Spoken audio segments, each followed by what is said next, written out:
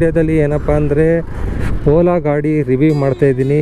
ಈ ಗಾಡಿ ತಗೊಂಡು 7 ತಿಂಗಳಾಯಿತು. ಕರೆಕ್ಟಾಗಿ ನವೆಂಬರ್ 30ನೇ ತಾರೀಕಂಗೆ ಡೆಲಿವರಿ ಬಂತು ಈ ಗಾಡಿ. ತವಿಂದ ಇಲ್ಲಿವರೆಗೂ ನಾನು ಯಾವುದೇ ರಿವ್ಯೂ ವಿಡಿಯೋ ಮಾಡಿಲ್ಲ. ಅಂದರೆ ಗಾಡಿ ಪರ್ಚೇಸ್ ಮಾಡಿದಾಗ ಡೆಲಿವರಿ ತಗೊಂಡಾಗ ಆ ವಿಡಿಯೋ ಮಾಡಾಕಿದ್ದೆ ನೋಡಿ, ಇಲ್ಲಿ ಸೈಡಲ್ಲಿ ಸ್ಕ್ರೀನಲ್ಲಿ ಹಾಕ್ತೀನಿ.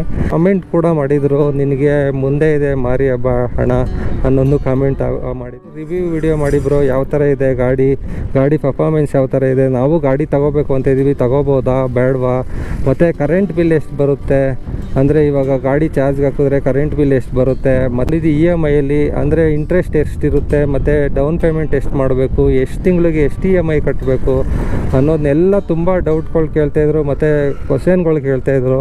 ಗಾಡಿ ತಗೋಬೋದಾ ಬೇಡವಾ ಅನ್ನೋದನ್ನ ಈ ಕಂಪ್ಲೀಟಾಗಿ ಈ ವಿಡಿಯೋದಲ್ಲಿ ನಿಮ್ಗೆ ತಿಳಿಸ್ಕೊಡ್ತೀನಿ. ನನ್ನ ಎಕ್ಸ್ಪೀರಿಯೆನ್ಸ್ನ ನಾನು ಶೇರ್ ಮಾಡ್ತೀನಿ, ಬೇರೆ ಯಾವ ಎಕ್ಸ್ಪೀರಿಯೆನ್ಸ್ನೂ ನಾನು ಶೇರ್ ಮಾಡೋಕ್ಕೋಗಲ್ಲ. 7 ತಿಂಗಳಿಂದ ನಾನು ಗಾಡಿ ತಗೊಂಡವಿಂದ ಇಲ್ಲಿವರೆಗೂ ನಾನು